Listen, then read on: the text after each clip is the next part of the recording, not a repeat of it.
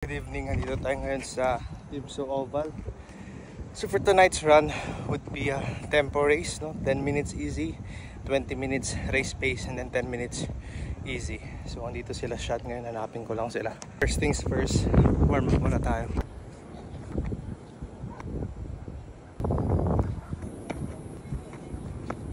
Brandon, musta?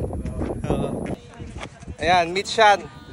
Bilis to. O, tara, mag-tempo tayo. Tempo ko, easy daw nila eh. So ayan, easy tayo. Sama natin si Sean at Dominic. 10 minutes.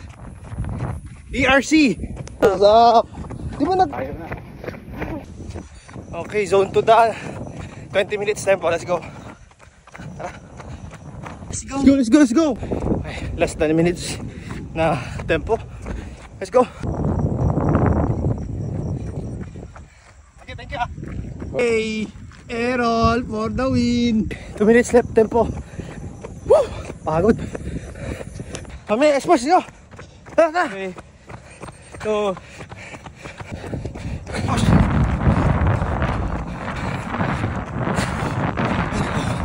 Let's go.